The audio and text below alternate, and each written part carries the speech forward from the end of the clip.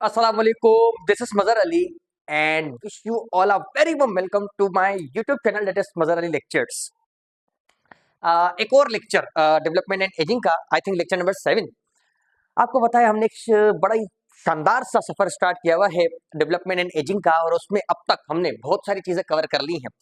अगर हम एक रिकैप बनाएं तो कहानी स्टार्ट हुई थी फ्रॉम द ग्रोथ मैंने आपको बताया था एक irreversible permanent change into the size, not only the size, structure and nature as well. Types of growth मैंने आपको बताई जैसे कि एक्रीशन, इंटरसेप्शन। प्रोटोप्लाज्मिक ग्रोथ क्या होती है, एपोप्लाज्मिक ग्रोथ क्या होती है बताइए आपको। देन हमने डेवलपमेंट स्टार्ट की। Development the series of changes which occur and convert the organism from its zygote stage to the adult stage, okay, or throughout the life. That is what is called the development. Study of development is what is called the embryology or developmental biology. इसके बाद हमने start किया था fertilisation, the process in which male gamete that is sperm and female gamete would combine together and make a structure that is what is called the zygote. Fertilisation कहते हैं इसे। Fertilisation एक process, एक लंबा चौड़ा सा प्रोसेस है जिसमें मेल गैमेट का रोल, फीमेल गैमेट का रोल, देन किस तरीके से स्पर्म जो है वो ट्रेवल करके और पहुंचता है उस पार्ट पर जहां उसका सामना जो है वो एक से होता है, दैट इज एम्पोलास्टिमिक रीजन। बहुत सारे प्रोसेस यहाँ पे इन्वॉल्व होते हैं। जब वो फर्टिलाइजेशन पढ़ा जाएगा तब डिटेल से पढ़ा जाएगा। फर्टिलाइजेशन के बाद मैंने आपको बताया था कि किस तरीके से क्लीवेज स्टार्ट होती है और एम्ब्रियोलॉजिकल चेंजेस स्टार्ट होते हैं। जो जायगोट बना है इसमें रैपिड रिथमिक माइटोटिक डिवीजन होंगी जिन्हें हम क्लीवेज कहते हैं। क्लीवेज और माइटोसिस में डिफरेंस है। जी हाँ, क्लीवेज रैपिड होती है, माइटोसिस स्लो होती है as compare to the cleavage. Cleavage में बहुत ही शॉर्ट इंटरफेस होता है, माइटोसिस में ज्यादा थोड़ा जो है प्रोलॉन्ग जो है इंटरफेस होता है। In case of mitosis the interface is long as compare to the cleavage. Cleavage के रिजल्ट में जो सेल्स बनते हैं that is what is called the blastomeres. The progressively formed cell in result of the cleavage that is what is called the blastomeres. blastomeres का size similar रहता है, okay, जबकि mitosis के रिजल्ट में बनने वाले जो सेल्स हैं उनका साइज सिमिलर रहे ये लाजमी नहीं होता। देन में बात की थी किस तरीके से फॉर्मेशन होगी मोरोला की और मोरोला किस तरीके से कन्वर्ट होगा इनटू ब्लास्टोला। ठीक है, ब्लास्टोला की तो आज भी बात की जाएगी। ब्लास्टोला के अंदर मैंने बताया था केविटी मौजूद होती है जिसे ब्लास्टोसील कहते हैं। ब्लास्टोला के अंदर और क्या स्ट्रक्चर मौजूद होते हैं वो तो आज हम देखने वाले हैं। और भी बहुत सारे स्ट्रक्चर्स ब्लास्टोला के अंदर मौजूद थे। ब्लास्टोला के अंदर जो सेल्स हैं वो एक आउटर मेम्ब्रेन बना लेते हैं that is what is called the trophoblast. Blastula के अंदर जो सेल्स होते हैं कुछ सेल्स एक कोने पर आकर के जमा हो जाते हैं that is what is called the embryoblast. Embryoblast ही आगे जाके एम्ब्रियो की फॉर्मेशन करेगा। जो ट्रोफोब्लास्ट है वो साइटोट्रोफोब्लास्ट सिंसिशियोट्रोफोब्लास्ट में ब्रेक हो गई थी। सिंसिशियोट्रोफोब्लास्ट साइटोट्रोफोब्लास्ट दोनों का रोल था in the formation of chorion extra embryonic membrane के अंदर और HCG that is human chorionic gonadotropin की प्रोडक्शन के अंदर। जो एम्ब्रियोब्लास्ट है, embryoblast will differentiate into epiblast and hypoblast. Hypoblast just form only hypoblast, it is only involved in the formation of yolk cell only, but epiblast is responsible for formation of endodrome, mesodrome and this what is called the ectoderm that we have. ये जो endoderm है, मेसोड्रम है, endoderm है, इनसे फिर different system बनेंगे। जब हम आने वाले लेक्चर में प्रेगनेंसी को स्टार्ट करेंगे तो किस तरीके से मेसोड्रम से डिफरेंट स्ट्रक्चर, एंडोड्रम से डिफरेंट स्ट्रक्चर और एक्टोड्रम से डिफरेंट स्ट्रक्चर बनेंगे वो तो हम देखेंगे। एक्टोड्रम से बना हुआ एक structure that is what is called the nervous system, neurulation हमने डिस्कस कर लिया था। ये चीजें मैंने पढ़ा दी हैं तो इस वजह से थोड़ा स्पीड से चलेंगे हम कि हमने देख लिया था किस तरीके से न्यूरोलेशन की स्टेज पर ये जो एक्टोड्रम है, एक्टोड्रम से फॉर्मेशन होगी न्यूरल ट्यूब की। न्यूरल ट्यूब फिर गिवराइज करेगी, न्यूरल ट्यूब से फिर गिवराइज होगा नर्वस सिस्टम। इसके अलग अलग पार्ट है, there is forebrain, there is midbrain, there is hind brain, जिसको हम prosencephalon, mesencephalon and hind brain या फिर रोम्सेंसेफेलॉन रिस्पेक्टिवली भी कहते हैं ना। ये चीजें तो हमने पढ़ी थी। और लास्ट लेक्चर के अंदर मैंने आपको एक प्रोसेस समझाया था, आई मीन एक रोल समझाया था न्यूक्लियस का और साइटोप्लाज्म का। एक्सपेरिमेंट की मदद से समझे थे ये रोल हमने। रोल ऑफ न्यूक्लियस समझा, रोल ऑफ साइटोप्लाज्म समझा। रोल ऑफ न्यूक्लियस ये समझाने के लिए जो एक्सपेरिमेंट परफॉर्म करा था साइंटिस्ट का नाम जोकिम हैमरलिंग था, जबकि साइटोप्लाज्म का रोल समझाने के लिए जो साइंटिस्ट थे हैंस स्पीरमैन थे। हैंस स्पीरमैन का रोल आज भी मालूम किया जाएगा। रोल ऑफ न्यूक्लियस समझने के लिए हमने एक algae unicellular algae that is Acetabularia की एग्जांपल ली थी। रोल ऑफ साइटोप्लाज्म को समझने के लिए हमने frog that is amphibian, okay, frog का एक एग लिया था। हमने देखा था किस तरीके से ग्रे क्रिस्टल की फॉर्मेशन होगी, किस तरीके से ये ग्रे क्रिस्टल रिस्पॉन्सिबल होता है for activation of specific type of gene so that different kind of structure will be developed. हमने ऑर्गेनोजेनेसिस को भी समझा था कि process of formation of organ, that is what is called the organogenesis. Organogenesis के time पे कुछ factors का आपस में कनेक्टेड मैनर में काम करना बड़ा लाजमी रहता है। कौन से थे वो factor? We have genetic factor and we have environmental factor. Those factor which is given rise by the gene are known as genetic factor and those factor which have the environmental basis, that is what is called the environmental factor। Genetic factor और environmental factor आपस में coordinated manner में बात करेंगे तो ही किसी organ की development हो पाएगी। ये बात हमने बाकायदगी से की थी पिछले वाले लेक्चर में, सीड की एग्जांपल, ब्रेन की एग्जांपल, हाइट की एग्जांपल आपको समझाई। मैंने ये भी बताया था दो प्रोसेस होते हैं, एक तो होता है सेल डिफरेंशिएशन और दूसरा होता है जीन एक्सप्रेशन। देखिए जीन एक्सप्रेशन का मतलब सिर्फ ये होता है कि जीन की एबिलिटी प्रोटीन फॉर्म करने की, जीन उसको परफॉर्म कर रहा हो, इसे हम कहते हैं जीन एक्सप्रेशन। क्या मतलब? जीन अगर सक्सेसफुली हेल्दी प्रोटीन बना पा रहा है, that is what is called gene expression. Cell differentiation एक बड़ा कॉम्प्लेक्स प्रोसेस होता है जिसमें एक सेल अपने जैसे ही दूसरे सेल्स को पहचानता है और उनके साथ मिलकर टिश्यू, टिश्यू के साथ ऑर्गन, इस तरीके से के स्ट्रक्चर की फॉर्मेशन करता है, that is what is called the cell differentiation. तो gene expression, cell differentiation development के साइमल्टेनियसली होते रहते हैं और जिसकी वजह से जो है वो डेवलपमेंट प्रोसीड होती रहती है। ये बातें हो गई थी। आज क्या पढ़ने वाले हैं? आज के लेक्चर के अंदर हम बात करेंगे कि किस तरीके से नोटोकॉर्ड फॉर्मेशन करवाता है नर्वस सिस्टम की, ऑर्गेनाइजर का मतलब क्या होता है, एम्ब्रियोनिक इंडक्शन का मतलब क्या है और प्राइमरी ऑर्गेनाइजर, सेकेंडरी ऑर्गेनाइजर क्या होते हैं, ये आज बात करेंगे। लेक्चर स्टार्ट करने से पहले आपसे रिक्वेस्ट है कि जितना भी हमने पढ़ा है इन 5-6 लेक्चर्स के अंदर वो सारा कुछ समराइज करके आपके सामने रखा है, लेकिन आप इंडिविजुअली जब लेक्चर देखेंगे तो और भी बहुत सारी डिटेल्स हैं और भी बहुत सारी खूबसूरत सी बातें हैं। बहुत ही इंपॉर्टेंट सा यूनिट है, बहुत ही इंपॉर्टेंट से क्वेश्चन भी बनते हैं इसमें से और इंपॉर्टेंट टर्म भी हैं इसमें, तो समझने के लिए लाजमी है कि अच्छी सी डायग्राम्स आपके सामने हो, एक्सप्लेनेशन अच्छी हुई होनी चाहिए हो ताकि आपको जो है चीजें समझ में आती जाए। तो बिना किसी देरी के लेक्चर के स्टार्ट करते हैं। आज हमें पढ़ना है एम्ब्रियोनिक इंडक्शन। एम्ब्रियोनिक इंडक्शन, जैसा कि मैंने आपको कहा कि एम्ब्रियोनिक डेवलपमेंट हो रही है, तो एम्ब्रियोनिक इंडक्शन क्या है उसको समझते हैं। Embryonic induction, embryonic word refers to the embryo. Induction ये एक ऐसा प्रोसेस होता है जिसमें एक एम्ब्रियोनिक टिश्यू दूसरे एम्ब्रियोनिक टिश्यू की ग्रोथ को डायरेक्ट करता है, कंट्रोल करता है, रेगुलेट करता है। फिर से बोलता हूं, एक ऐसा प्रोसेस जिसमें एक एम्ब्रियोनिक टिश्यू दूसरे एम्ब्रियोनिक की टिश्यू की फॉर्मेशन को कंट्रोल करे, रेगुलेट करे, डायरेक्ट करे। जो टर्म आपको अच्छा लगे आप बोल सकते हैं, या फॉर्मेशन करवाए, एक एम्ब्रियोनिक टिश्यू दूसरे एम्ब्रियोनिक टिश्यू की फॉर्मेशन करवाए, इस प्रोसेस को हम एम्ब्रियोनिक इंडक्शन कहते हैं। एग्जांपल की मदद से समझेंगे तो और भी हमें अच्छे से समझ में आएगा। देखें, ये हमारे सामने कौन सा ब्लड स्ट्रक्चर है, ये ग्लास्टोला स्टेज का एक स्ट्रक्चर है, आई मीन गेस्ट्रोला स्टेज। ये गेस्ट्रोला स्टेज का एक स्ट्रक्चर है, गेस्ट्रोला स्टेज का एक स्ट्रक्चर है, गेस्ट्रोला स्टेज का एक स्ट्रक्चर है।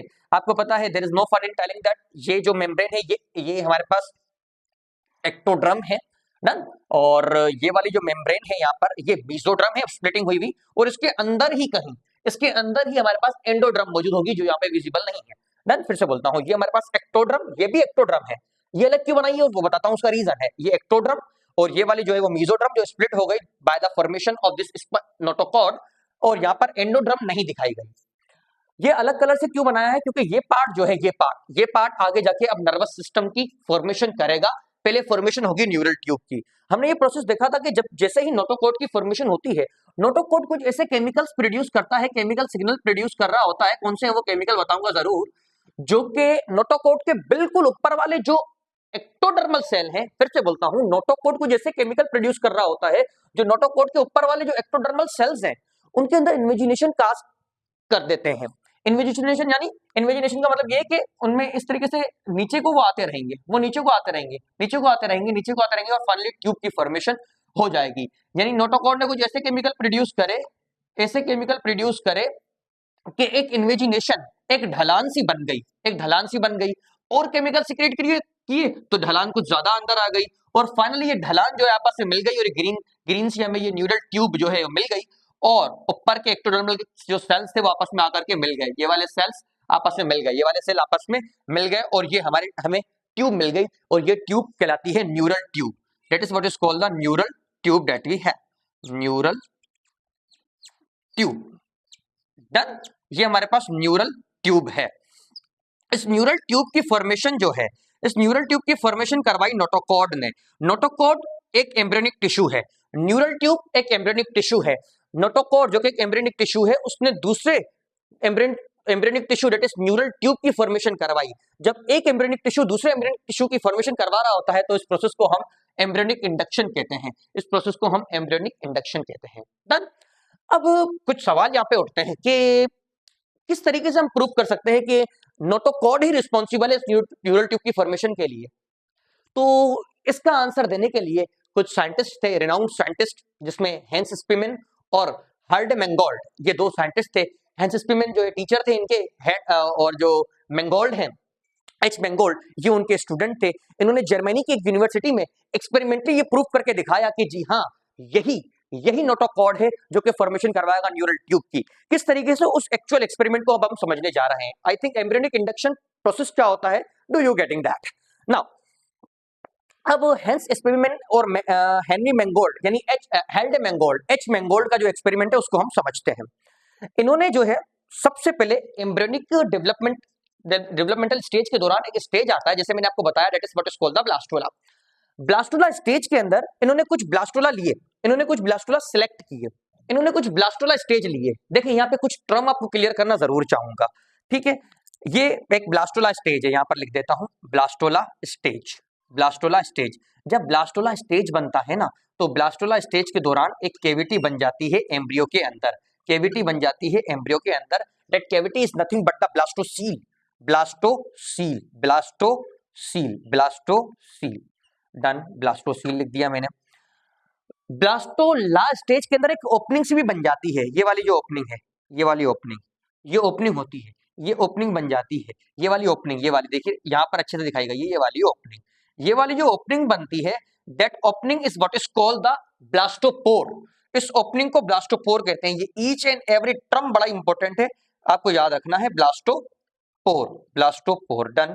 ब्लास्टोला स्टेज के दरमियान एक ओपनिंग बनती है, that is what is called the blastopore. Blastopore के अंदर एक स्ट्रक्चर बन जाता है लिप जैसा. ठीक है, इसको हम लिप ऑफ ब्लास्टोला कह देते हैं. लिप ऑफ ब्लास्टोला यहाँ पे लिख देते हैं, lip of blastula, lip of blastula. अब आपको दोनों कान खुले रखने हैं. अब ये जो लिप ऑफ ब्लास्टोला है ना, लिप ऑफ ब्लास्टोला के अंदर हम इस साइड को, ये वाला जो साइड होता है, ये वाला साइड, ये वाला साइड, ये वाला साइड, इस साइड को हम वेंट्रल साइड कहते हैं. वेंट्रल साइड कहते हैं, वेंट्रल साइड. ठीक है, नॉर्मली जो हमारा फ्रंट साइड होता है उसे वेंट्रल साइड कहा जाता है. तो इस साइड को वेंट्रल साइड कहते हैं. तो इस साइड को क्या कहेंगे, बिल्कुल सही कह रहे हैं आप, इस साइड को डोर्सल साइड कहेंगे. ठीक है, डोर्सल साइड कहेंगे. इस साइड को डोर्सल साइड कहा जाएगा. ये साइड वेंट्रल कहलाया, वो साइड डोर्सल कहलाया. क्या करा है अब तक हमने सिर्फ एक ब्लास्टोला लिया है. ब्लास्टोला स्टेज पर एक एम्ब्रियो लिया है. ब्लास्टोला के अंदर एक ओपनिंग होती है जिसमें ब्लास्टोपोर कहते हैं, और ब्लास्टोला के अंदर एक लिप का एक स्ट्रक्चर बनता है, that is what is called the lip of blastopore. ये बात भी आपको समझ में आई. ठीक है, इसी तरीके से ये जो ब्लास्टोला है, इसके दो साइड होते हैं. It has ventral side, it has dorsal side as well. Now इसके बाद अब ये जो डोर्सल साइड है ना, ये बड़ा ही इंपॉर्टेंट होता है. ये डोर्सल साइड कुछ इतना लकी है, इसमें वो सेल आ जाते हैं जिनके पास ये एबिलिटी होती है कि वो बॉडी की मेसोड्रम, एंडोड्रम और एक्टोड्रम तीनों जर्म लेयर बना सकते हैं. फिर से बोलता हूं, ये जो डोर्सल लिप ऑफ ब्लास्टोपोर होता है, ये इतना लकी है एक तरीके से, इसके अंदर वो सेल्स आ जाते हैं जिन सेल्स में ये एबिलिटी है कि वो मेसोड्रम भी बना सकते हैं, एंडोड्रम भी बना सकते हैं, तो एक्टोड्रम भी बना सकते हैं. और इन्हीं लेयर से आगे जाके बॉडी के मेजर सिस्टम्स आने हैं. तो जब बॉडी के मेजर सिस्टम बनाने वाली लेयर्स इस डोर्सल लिप ऑफ ब्लास्टोपोर में आ गई, तो इसका मतलब सारे की सारी अथॉरिटी इस डोर्सल लिप ऑफ ब्लास्टोपोर में चली गई. तो इस तरीके से dorsal lip of blastopore important हो जाता है. इस डोर्सल लिप ऑफ ब्लास्टोपोर के अंदर ही एबिलिटी होती है कि वो नोटोकॉर्ड की फॉर्मेशन कर सकता है, और इसी के अंदर इंफॉर्मेशन होती है कि वो इस नर्वस सिस्टम की फॉर्मेशन कर सकता है. देन अब हम समझने जा रहे हैं किस तरीके से ये नोटोकॉर्ड नर्वस सिस्टम की फॉर्मेशन करवाएगा, न्यूरल ट्यूब की फॉर्मेशन करवाएगा, वो समझने जा रहे हैं. ये जो डोर्सल लिप ऑफ ब्लास्टोपोर के करीब ही कुछ सेल्स होते हैं, यहाँ के कुछ सेल्स होते हैं, उनमें ये एबिलिटी होती है कि वो नोटोकॉड की फॉर्मेशन करवा सकते हैं, नोटोकॉड की फॉर्मेशन करवा सकते हैं। अगर वो नोटोकॉड की फॉर्मेशन करवा सकते हैं तो कुछ टाइम के बाद वो न्यूरल ट्यूब की भी फॉर्मेशन करवा सकते हैं। ठीक है, तो इन साइंटिस्ट जो थे, ये हैंस स्पीमैन और मैंगोल्ड, इन्होंने क्या करा, इन्होंने सैलामेंडर, एक एम्फीबियन होता है, जिस तरीके से हमने फ्रॉग की बात की थी ना, एम्फीबियन, ऐसे एनिमल जो कि दोहरी जिंदगी जीते हैं, कुछ लाइफ के स्टेजेस पानी के अंदर, कुछ लाइफ के स्टेजेस खुशकी पर लेकिन पानी के करीब, उन्हें हम एम्फीबियन कहते हैं। कोई भी एम्फीबियन मेरीन वाटर के अंदर मौजूद नहीं होता, जितने भी एम्फीबियन हैं वो फ्रेश वाटर के अंदर ही पाए जाएंगे। फ्रेश, एक मैंने फ्रॉग की एग्जांपल भी बताई थी आपको, जो कि ट्रीज पर मौजूद होता है, हाइला। बहुत सारी एडेप्टेशन होती है जो उसको इस काबिल बना देती हैं कि वो ट्रीज पर भी रह लेता है। जी हाँ, मैं आपको एम्फीबियन के बारे में बता रहा हूँ। उस एम्फीबियन में से इन्होंने एक एम्फीबियन लिया था, डेट इज सलामेंडर। सलामेंडर पर ये स्टडी कर रहे थे। सलामेंडर के एम्ब्रियो के इन्होंने ब्लास्टोला स्टेज लिए। इन्होंने क्या करा, एक ब्लास्टोला लाए, ठीक है, एक ब्लास्टोला लिया एक सलामेंडर का, और दूसरे सलामेंडर का दूसरा ब्लास्टोला ले लिया, यानी इन्होंने दो ब्लास्टोला ले लिए। इन्होंने एक ब्लास्टोला में से एक पीस कट करा, इसका वेंट्रल साइड का पीस कट करा, ठीक है, वेंट्रल साइड का पीस कट करके बिल्कुल नोटोकॉड की जगह पर लगा दिया, नोटोकॉड की जगह पर लगा दिया। अब यहां से आपको दोनों कान, दोनों आंखें खुली रखनी है। इन्होंने क्या करा कि वेंट्रल साइड का कटा हुआ पीस लगा दिया नोटोकॉड की जगह पर, नोटोकॉड को रिप्लेस कर दिया। अब इन्होंने कहा कि देखते हैं क्या होता है। कुछ टाइम बाद जैसे जैसे डेवलपमेंट एडवांस हुई, दूसरे ऑर्गन्स तो ग्रो करे, लेकिन neural tube fails to develop, neural tube grow नहीं कर पाई। जब न्यूरल ट्यूब ग्रो नहीं कर पाई तो नर्वस सिस्टम ग्रो नहीं कर पाया। तो इनसे इनको अंदाजा हुआ कि नोटोकॉड की कुछ ना कुछ तो इन्फ्लुएंस है, कुछ ना कुछ तो असर है इस न्यूरल ट्यूब की फॉर्मेशन के लिए। दूसरा एक्सपेरिमेंट इन्होंने परफॉर्म करा। इन्होंने अब क्या करा, इन्होंने बजाय इस वेंट्रल साइड से कुछ लेने के, इन्होंने नोटोकॉड को यहां से कट करा, यहां से नोटोकॉड को कट करा। इस दूसरे इनके पास बहुत सारे ब्लास्टोला थे जी एक्चुअली, तो इन्होंने एक फ्रेश ब्लास्टोला लिया, उसमें से नोटोकॉड को कट करा और नोटोकॉड को वेंट्रल साइड पर लगा दिया। वेंट्रल डोर्सल साइड आपके तो क्लियर होने चाहिए, फिंगर टिप्स पे होने चाहिए। ये साइड जो होता है इसे हम डोर्सल साइड कहते हैं, पिछले साइड को डोर्सल साइड कहा जाता है, सामने वाले साइड को वेंट्रल साइड कहा जाता है। तो इन्होंने नोटोकॉड को लिया और नोटोकॉड की एक्चुअल प्लेस ये थी, लेकिन प्लेस से हटाकर उन्होंने वेंट्रल साइड पे लगा दिया। कुछ टाइम के बाद इन्होंने क्या पाया, इन्होंने पाया कि इस जगह पर जहां नर्वस सिस्टम के बनने के कोई आसार नहीं थे दूर दूर तक, वहां नर्वस सिस्टम की डेवलपमेंट हो गई। ये हैरान रह के रह गए कि किस तरीके से नर्वस सिस्टम तो यहाँ पे बनना ही नहीं था, ये तो उसकी प्लेस ही नहीं है, तो कैसे बना। तो इन्होंने जब फर्दर इसको इन्वेस्टिगेट किया तो इनको मालूम हुआ कि ये नोटोकॉड की ही मेहरबानी है। नोटोकॉड कुछ ऐसे केमिकल्स प्रोड्यूस कर रहा है, वो केमिकल इन्फ्लुएंस कर रहे हैं growth of this neural tube. तो इनको ये तो पता चल गया कि नोटोकॉड ही है जो कुछ ऐसे केमिकल प्रोड्यूस करता है जो कि फॉर्मेशन करवाते हैं इस न्यूरल ट्यूब की। जब और फर्दर इन्वेस्टिगेशन की गई तो अब नोटोकॉड कौन से केमिकल प्रोड्यूस करता है ये है नहीं इतना डिटेल, लेकिन अगर आप कहेंगे तो मैं आपको जरूर बता देता हूँ। नोटोकॉड जो केमिकल प्रोड्यूस कर रहा होता है, बेसिकली उन केमिकल को हम स्पीमेन स्पीमेन फैक्टर कह देते हैं। इनको रिस्पेक्ट देने के लिए साइंटिस्टों ने उन फैक्टर्स का नाम ही स्पीमेन फैक्टर रख दिया। क्या नेचर है उन फैक्टर की वो भी मैं आपको जरूर बताता हूँ। स्पीमेन फैक्टर बेसिकली ये प्रोटीन्स ही होती हैं। प्रोटीनों का एक खेल होता है इन ऑर्गन्स की डेवलपमेंट को प्रमोट करना और ऑर्गन्स की डेवलपमेंट को रिटार्ड करना। ठीक है, तो ये जो केमिकल्स जो ग्रीन ग्रीन डॉट से आपको दिखाए गए हैं ना, ये एक्चुअल होते हैं स्पीमेन factors. What are those factors? These factors actually are the growth peptides which have the ability to cause the promote or regression of any kind of particular organ. Now, तो इनको स्पीमेन फैक्टर कहा जाता है। जब further खंगाला गया तो देखा कि ये स्पीमेन फैक्टर जो है ना, स्पीमेन फैक्टर कुछ ऐसे केमिकल्स हैं जिनको इनहिबिट कर रहे होते हैं, और उन फैक्टर का नाम जो है जिनको ये इनहिबिट कर रहे होते हैं उनको शॉर्ट में हम BMF कह देते हैं, bone morphogenic factor. BMF stand for bone morphogenic factor, bone morphogenic factor, जिनको ये स्पीमिन फैक्टर इनहिबिट कर रहे होते हैं और इस तरीके से ऑर्गन की फॉर्मेशन कर रहे होते हैं। ये जो BMF है ये एक्चुअली नेचुरली सेल्स में मौजूद होते हैं, तो टिश्यूज में भी मौजूद होते हैं, एम्ब्रियोनिक टिश्यूज में भी मौजूद होते हैं। उनको अगर इनहिबिट कर दिया जाए, उनके रोल को अगर रोक दिया जाए, तो ही फॉर्मेशन होगी पर्टिकुलर ऑर्गन की। अगर स्पिमिन फैक्टर ना होगा तो बीएमएफ बढ़ जाएगा, बीएमएफ बढ़ जाएगा तो ऑर्गन डेवलप नहीं करेगा। स्पिमिन फैक्टर होगा तो इसका फैक्टर, इसका जो ये जो बीएमएफ है, इसका फंक्शन खत्म हो जाएगा, इसका फंक्शन खत्म हो जाएगा तो ग्रोथ हो जाएगी। तो इस तरीके से ये खेल हो रहा होता है। एक बार रिकेप जरूर देना चाहूंगा इसका, कि अब तक हमने क्या समझा है। मैंने बताया कि एम्ब्रियोनिक इंडक्शन क्या होता है। एम्ब्रियोनिक इंडक्शन एक ऐसा प्रोसेस, एक ऐसा अमल जिसमें एक एम्ब्रियोनिक टिश्यू दूसरे एम्ब्रियोनिक टिश्यू की ग्रोथ करवा सके, रोक भी सके, इसे हम एम्ब्रियोनिक इंडक्शन कह देते हैं। एग्जाम्पल में मैंने आपको बताया कि नोटोकॉट फॉर्मेशन करवाता है इस न्यूरल ट्यूब की, ठीक है। तो एक एम्ब्रियोनिक टिश्यू नोटोकॉट ने दूसरे एम्ब्रियोनिक टिश्यू न्यूरल ट्यूब की फॉर्मेशन करवाई, तो इस तरीके से हम कह सकते हैं कि ये एक एम्ब्रियोनिक इंडक्शन का प्रोसेस है। इसको एक्सपेरिमेंटली प्रूव करने के लिए हमारे पास दो साइंटिस्ट थे, एक थे स्पिमिन और उन्हीं के शागिर्द मैंगोल्ड थे। इन्होंने एक्सपेरिमेंट जर्मनी की एक यूनिवर्सिटी में परफॉर्म करा था इन 1924। उन्होंने किस तरीके से प्रूव करा? इन्होंने लिए थे सैलामेंडर। सैलामेंडर एक एम्फीबियन है, नाम लिख देते हैं सैलामेंडर का आपके लिए। इन्होंने सैलामेंडर के बहुत सारे ब्लास्टोला स्टेज ले लिए, सैलामेंडर के बहुत सारे ब्लास्टोला स्टेज ले लिए। ब्लास्टोला क्या होता है? एम्ब्रियोनिक स्टेज है। What is blastula? It is an embryonic stage which exhibit what? The blastopore, a small opening. It also exhibit a lip-like structure known as lip of blastopore. Okay, lip of blastola. इसका dorsal side, इसका ventral side याद रखना है। Dorsal side में वो sales होते हैं जो कि मेसोडर्म, एंडोडर्म, एक्टोडर्म बना सकते हैं। इन्होंने सबसे पहले क्या करा? इन्होंने नोटोकॉट को रिप्लेस कर दिया ब्लास्टोला में से। नोटोकॉट को जब रिप्लेस करा तो जब डेवलपमेंट प्रोसीड हुई, एडवांस हुई, आगे बढ़ी, तो उसमें न्यूरल ट्यूब की फॉर्मेशन नहीं थी। अब दूसरे ब्लास्टोला के अंदर इन्होंने नोटोकॉट को एक जगह से निकालकर दूसरी जगह लगाया। जिस जगह लगाया वही न्यूरल ट्यूब की फॉर्मेशन हो गई। वो नेचुरल प्लेस नहीं थी न्यूरल ट्यूब की फॉर्मेशन की, पर न्यूरल ट्यूब बन गई क्योंकि कमांड आ गए कहां से? नोटोकॉट से। नोटोकॉट ने क्या प्रोड्यूस करा? स्पिमिन फैक्टर। स्पिमिन फैक्टर ने क्या करा? बीएमएफ की ग्रोथ को रोक दिया। बीएमएफ की ग्रोथ रुकी तो ग्रोथ हो गई न्यूरल टिश्यू की।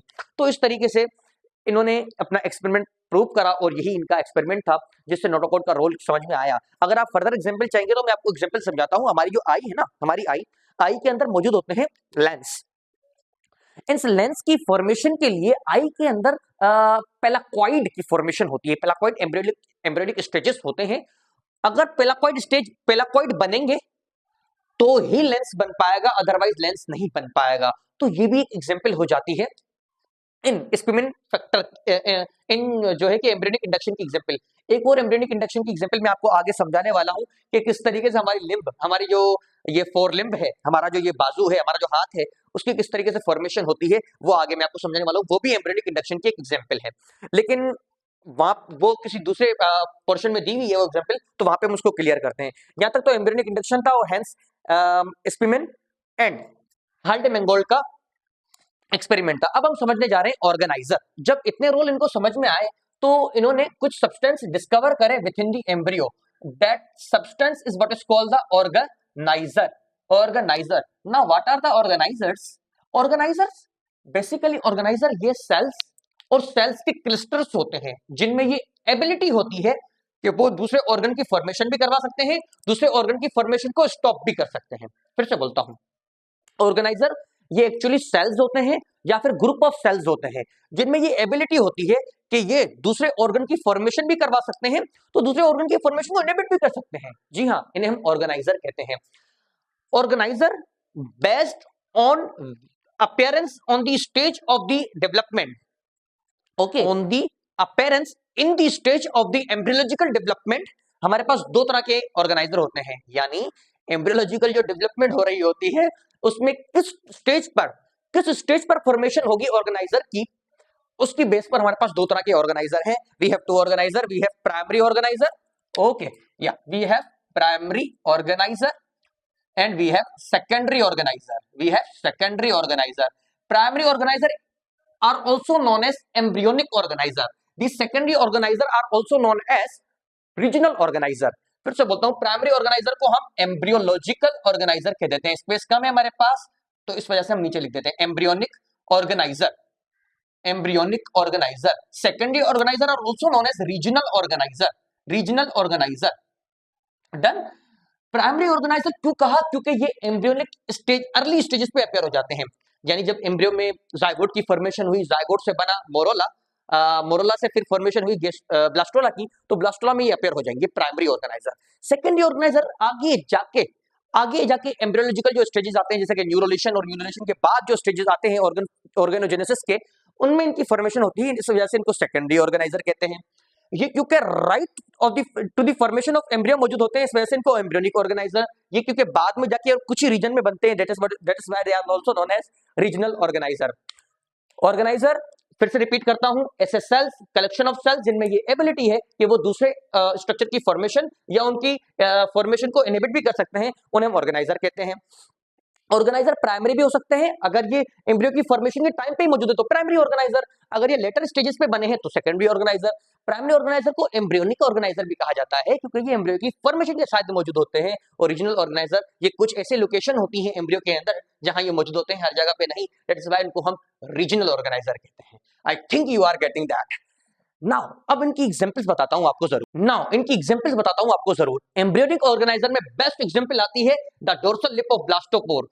डोर्सल लिप ऑफ ब्लास्टोला, ये जो ब्लास्टोला का ये जो डोर्सल लिप बना है ना, डोर्सल साइड पर लिप लाइक स्ट्रक्चर जो ब्लास्टोला का बनता है, ये बेस्ट एग्जांपल होती है एम्ब्रियोनिक ऑर्गेनाइजर की। यानी इसमें ये एबिलिटी है कि ये एम्ब्रियो के एंडोड्रम, मेसोड्रम और एक्टोड्रम बना सकता है। अब आपको पता है ये जो एंडोड्रम है ना, आपको नहीं पता तो सुन लो, एंडोड्रम से आगे जाके हमारा डाइजेस्टिव सिस्टम और कुछ ग्लैंड्स आएंगे। ये जो मेसोड्रम है, इससे majority of the system of the body आएंगे। जो एक्टोड्रम है, इससे हमारा नर्वस सिस्टम, इसी से हमारा इंटेग्युमेंट्री सिस्टम बनेगा। तो किस तरीके से देखो, ये लिपोब्लास्टोला के कुछ सेल्स ने पूरी की पूरी बॉडी बना दी, और ये एम्ब्रियो की फॉर्मेशन के अर्ली स्टेजेस से मौजूद थे ना, इस वजह से ये प्राइमरी और एम्ब्रियोनिक ऑर्गेनाइजर कहलाए, और इन्होंने most of the body systems भी बना दिए। सेकेंडरी ऑर्गेनाइजर ऐसे नहीं होते, रीजनल ऑर्गेनाइजर ऐसे नहीं होते, ये कुछ लोकलाइज्ड पोर्शन ऐसे होते हैं एम्ब्रियो के जहां ये मौजूद होते हैं, उनको हम ये नीचे वाली डायग्राम से अब समझते हैं। नाउ मैं आपको इन रीजनल और सेकेंडरी ऑर्गेनाइजर को समझाने लगा हूं। सेकेंडरी ऑर्गेनाइजर में हम कुछ वो ऐसे ऑर्गेनाइजर देखेंगे जो एम्ब्रियो के बाद वाले स्टेजेस पे आते हैं, जिसमें बेस्ट एग्जांपल है लिम्ब बड। लिम्ब बड क्या होती है? हमारी ये जो हमारे जो पांव और हाथ होते हैं, इनको लिम्ब्स कहा जाता है। इस तरीके के लिम्ब्स दूसरे एनिमल्स में भी मौजूद है, आप दूसरे मैमल्स में भी देख सकते हैं, काऊ बफेलो में देख सकते हैं, ठीक है। यही आप दूसरे एनिमल्स जैसे कि बर्ड्स में भी देख सकते हैं, ठीक है। बर्ड्स की तो ये जो फोर लिम्ब में मॉडिफाई हो जाती है इनटू द विंग, लिम्ब्स तो हैं उनके अंदर, हाइंड लिम्ब्स तो हैं। इसके अलावा रेप्टाइल्स जो हैं, इनके अंदर भी देख सकते हैं, लिजर्ड्स वगैरह के अंदर। जो एम्फीबियन है, फ्रॉग वगैरह के अंदर भी लिम्ब्स मौजूद होती हैं, और फिशेस के अंदर तो फिन्स होते हैं। चलें टेट्रापोड की बात की जाए तो टेट्रापोड जो है उसमें फिशेस तो नहीं आती, तो इनमें ये लिम्ब्स मौजूद होती हैं। लिम्ब्स की जो फॉर्मेशन है ना, ये आपको एक एम्ब्रियो दिखाया गया है, ह्यूमन एम्ब्रियो, ठीक है। एम्ब्रियो तो यानी ये वो स्ट्रक्चर है जो कि फीमेल यूट्रस के अंदर डेवलप कर रहा है। ये जो स्ट्रक्चर है, ये वाला structure, that structure is what is called the limb bud. ये है limb bud. Why this is so? Because ये लिम्ब की फॉर्मेशन करेगा और ये बड की फॉर्म में होता है। बड यानी आउट ग्रोथ, बॉडी का कोई भी पार्ट अगर ग्रोथ की फॉर्म में, आउट ग्रोथ की फॉर्म में मौजूद है तो उसे बड कहा जाता है, ठीक है। तो ये लिम्ब बड कहलाएगा। ये लिम्ब बड आगे जाके इस पूरे के पूरे हमारे बाजू की फॉर्मेशन करेगा, कैसे वो हम देखते हैं। अब आपको दोनों कान फिर से खुले रखने हैं, यहाँ पे भी टेक्निकल चीजें हैं इस वजह से। ये जो लिम्ब बड है, ये लिम्ब बड अगर इसको हम इनलार्ज करके देखें, यहाँ पे इसको अगर बाहर निकाल के देखें तो इसके अंदर दो रीजन्स मौजूद होते हैं। एक इसका ये फ्रंट वाला रीजन, और दूसरे इसके ये वाले रीजन। यहाँ पर कुछ स्पेशल स्पेसिफिक रीजन और ये वाले स्पेसिफिक रीजन। ये जो आगे वाला रीजन है, इस रीजन को जेड, इस रीजन को शॉर्ट में हम ए ई आर कह देते हैं। AER stand for apical ectodermal ridge. लिखता हूं आपके लिए, एपिकल एक्टोडर्मल रिज, ये आपकी टिप्स पे होना चाहिए। Apical ectodermal ridge, done apical ectodermal ridge. Then ये जो पीछे वाले दो रीजन जो आपको दिखाया गया है ना, ये वाले जो एरियाज होते हैं, ये दोनों एरियाज कहलाते हैं ZPA। ZPA stand for zone of polarising activity. ये तो उससे भी ज्यादा इंपॉर्टेंट है, ये तो पहले वाले से भी ज्यादा इंपॉर्टेंट है। क्यों? अभी हम देखते हैं। जोन ऑफ पोलराइजिंग एक्टिविटी, इन दोनों की कहानी समझने से पहले मैं आपको यह समझाता हूं कि इन दोनों को हम सेकेंडरी और रीजनल ऑर्गेनाइजर क्यों कह रहे हैं, बिकॉज ये एम्ब्रियोनिक स्टेजेस के बाद वाले स्टेजेस में आते हैं, दैट्स व्हाई हम इनको सेकेंडरी ऑर्गेनाइजर कहते हैं। और ये पूरे के पूरे थ्रू आउट द एम्ब्रियो मौजूद नहीं होते, ये तो कुछ स्पेसिफिक पार्ट जो होते हैं एम्ब्रियो के, जहां से डेवलपमेंट होती है इन लिम्स बड की, वहां ये मौजूद होते हैं, दैट्स व्हाई इनको हम रीजनल ऑर्गेनाइजर कहते हैं। नाउ इनको समझने से पहले, क्योंकि ये फॉर्मेशन करेंगे हमारी लिम्ब की, हमारी बॉडी में दो तरह की लिम्स होती हैं, we have fore limbs, we have hind limbs, fore limbs हमारे हाथ, हैंड लिम्स हमारी जो टांगे। फोर लिम्स की अगर बात की जाए तो फोर लिम्ब के अलग अलग पार्ट होते हैं। जो पार्ट अटैच हुआ होता है उसे हम प्रोक्सिमल एंड कहते हैं, जो पार्ट फ्री होता है ना, फ्री वाला, इसे मीडियल कहा जाता है। इसके अलावा ये वाला जो थंब वाला पार्ट होता है इसे हम इंटीरियर एंड, और जो लिटिल फिंगर वाला पार्ट होता है इसे हम पोस्टीरियर एंड कहते हैं।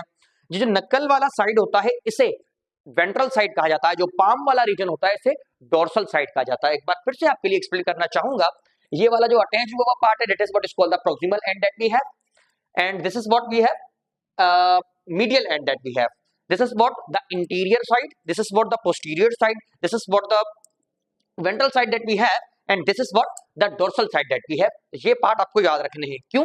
क्योंकि ये जो ZP, ये जो AER है, AER का रोल होता है हमारे प्रोक्सिमल और मीडियल एंड जो है लिम्स की, उनकी फॉर्मेशन के अंदर इसका रोल होता है। किस तरीके से वो भी आपको बताता हूं ब्रीफली। नाउ ZPA जो है, ZPA रिस्पॉन्सिबल होता है for the formation of interior and posterior and. Now question ये आता है कि अगर AER ने फॉर्मेशन कर दी प्रोक्सिमल और मीडियल एंड की, ZPA ने फॉर्मेशन कर दी हमारे इंटीरियर एंड पोस्टीरियर एंड की, तो फिर वेंट्रल एंड डोर्सल साइड का क्या हुआ? इसकी फॉर्मेशन कौन करेगा? तो इसकी फॉर्मेशन भी ये दोनों मिलकर करेंगे। इन दोनों की मिली हुई सिक्रीशन आगे जाके कुछ ऐसे केमिकल प्रोड्यूस करेगी जो कि लिम्ब का डोर्सल साइड, लिम्ब का ventral side, not only dorsal and ventral side, ये इस बात को भी डिसाइड करते हैं कि ये लिम्ब जो बन रही है ये आगे जाके हाथ बनाएगी या जाके पैर बनाएगी, यानी ये लिम्ब जो बन रही है ये आगे जाके फोर लिम्ब बनाएगी या हैंड लिम्ब बनाएगी। I think you are getting that now. अब वो उनके लिए कौन किस तरीके से ये रीजन, किस तरीके से ये डोर्सल और वेंट्रल एंड बनाएंगे, इतनी डिटेल हमारी बुक में नहीं है। तो जब आप, मेरी दुआ है आप सब एमबीबीएस में सिलेक्शन हो और वर्ल्ड रिनाउंड डॉक्टर बने, तो जब आप एमबीबीएस करेंगे ना, तो वहां जो है एम्ब्रियोलॉजी अलग से सब्जेक्ट होता है, वहां इतना डिटेल से पढ़ाया जाएगा कि आपके दिमाग के कपाट जरूर खोलेंगे। हमारे पास यहाँ पर थोड़ी पाबंदी है तो ज्यादा डिटेल में नहीं जाएंगे। ये दो रीजन आप याद रखें, it is more than enough, it is more than enough.